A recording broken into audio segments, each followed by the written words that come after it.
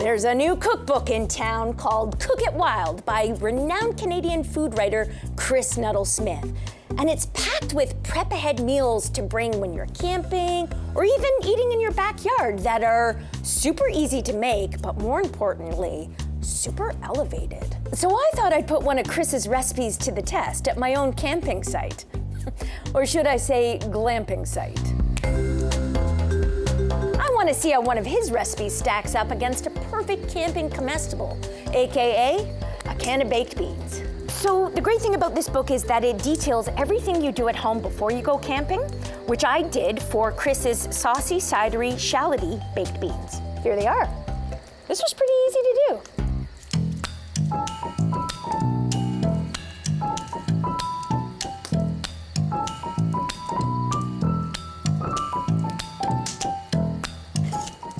Okay, we're gonna let those heat up. Now, while these heat up nice and slow, you want a nice slow burn over your open fire. We're going to now crack open that can of beans.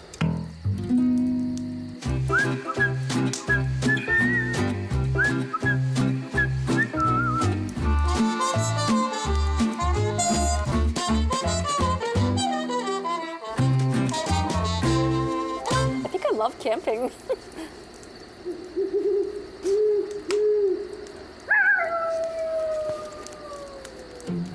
Okay, time to put these beans to the test.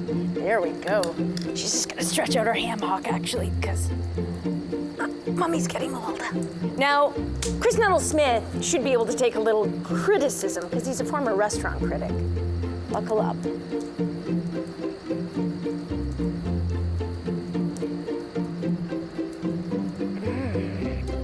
Actually, I made these, didn't I? 5 out of 5! Time for the classic.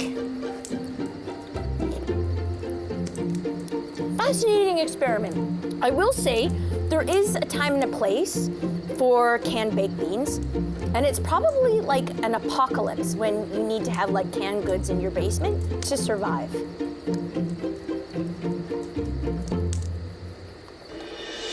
Wow, Chris. And I know you're watching because you're in the studio right now with the host. I gotta say, bravo on these beans and the book, kiddo. Way to go.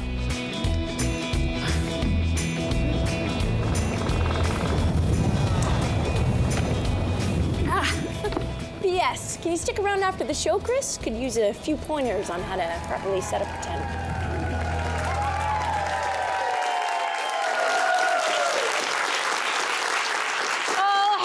Hi guys, welcome back to the show.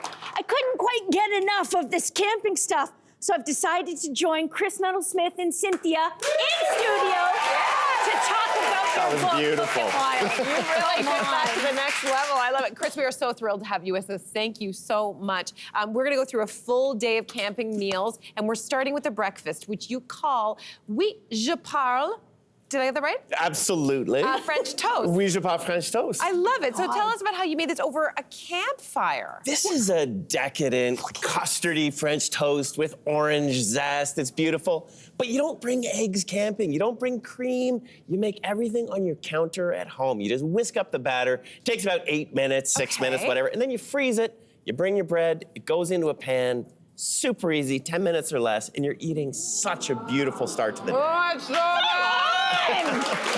So fancy. Okay, I have to admit, and I feel like maybe some other people in the audience are like this as well, I've never cooked anything over a campfire, so I need a bit of a lesson on how to do it. What are some of the tips you would give? Well, the first thing about cooking over a campfire is it's not that crackling, blazing fire that's shooting sparks up into the sky, burning off your eyebrows. You can't cook on those. So you really want beautiful, like glowing coals. Okay. So smaller logs, you have those to one side, and you just gotta rake over a scraper, use a stick, whatever, to bring the coals over. That's where your grill goes. That's what you're cooking over. Once you do it once or twice, it's just second nature. It's easy, and you feel becomes like you're intuitive, like you get what everything should look like. Hey, let's not beat around the bush. We need to talk about something very important. Uh-oh. Which is how to make a good cup of coffee.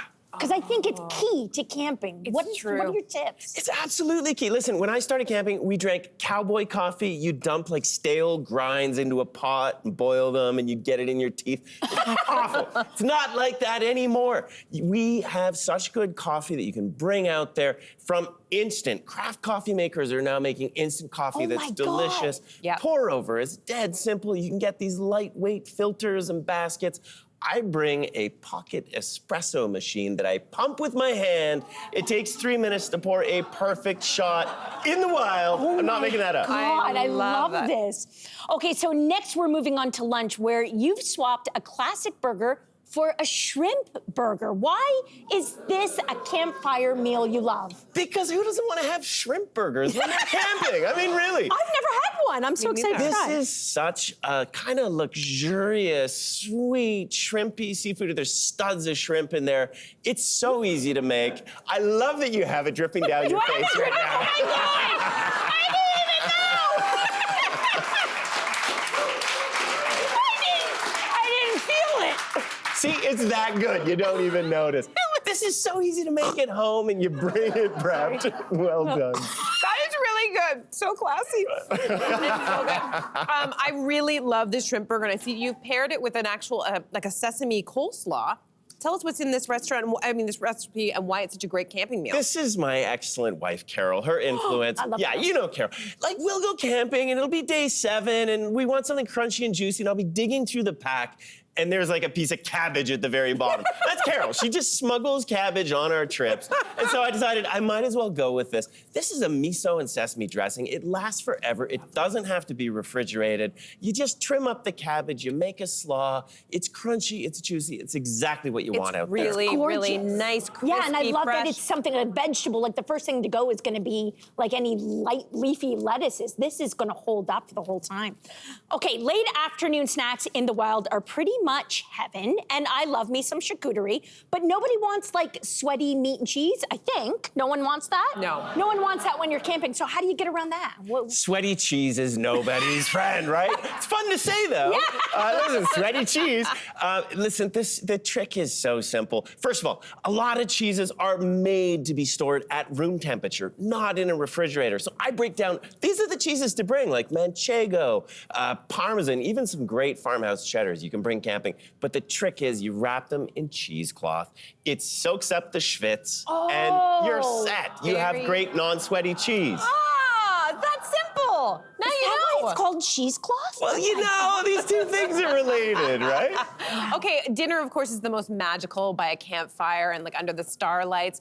So you have a showstopper that is a paella. It is made with chicken and artichokes, which I like. I mean, it's different from any paella I've ever had. So how do you make this over a campfire? We think of paella as this seafood feast, and that's what it's become, but it started as a rice worker's lunch. They would eat it in the rice paddies. They'd literally cook it in a shovel, in the blade of a shovel. It was the piece of the metal they had over a fire. So you do this outside over a campfire. The rice gets crackly on the bottom. Yeah. It's smoky, it's delicious. I love doing this. And again, it's prep ahead. So all your chopping, mixing, measuring is done at home. This is a 25-minute meal when you're camping, and it makes people go berserk with joy. Yeah, they would. This is absolutely incredible. Now that we have tasted your delicious food, let's head over to our coolers. Excellent. This is gonna be good. Where we're gonna have a little competition. Cynthia and I are going to race to see who can pack a cooler in 30 seconds. I'm nervous and you're for gonna you give two. us I'm some nervous for you pointers two. or no pointers? Nothing. We're just gonna Nothing. jump in. This is Nothing. a true competition. Shake. I don't like this. Shake on this. I feel like Chris, this would is- you do the honor of counting us in? Oh You my ready? God, I think. 3, 2, What the heck is this one. for? What's for? I don't know. Go! Go! Okay, ice on the bottom. Oh my God. Hard stuff. Good, hard stuff. good. I like that. Hard I like stuff. that. I like that. I like where you're going with this. Good. No, we want this. We want this.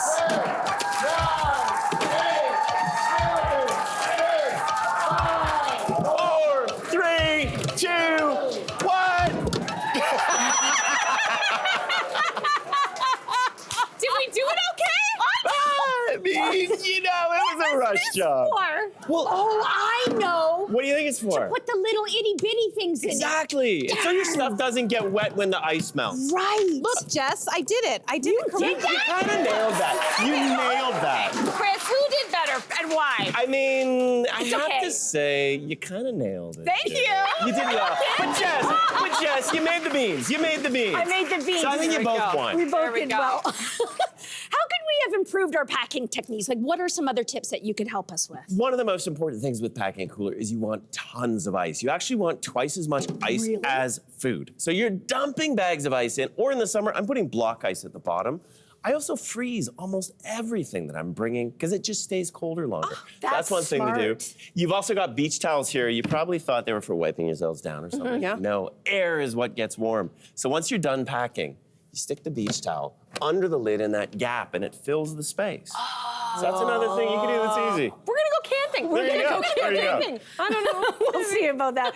Chris, thank you so much for being here. We so appreciate you sharing your knowledge and wonderful food with us.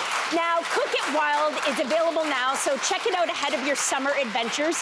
And good news for our studio audience, and this is truly an incredible book, and you're all going home with a copy today!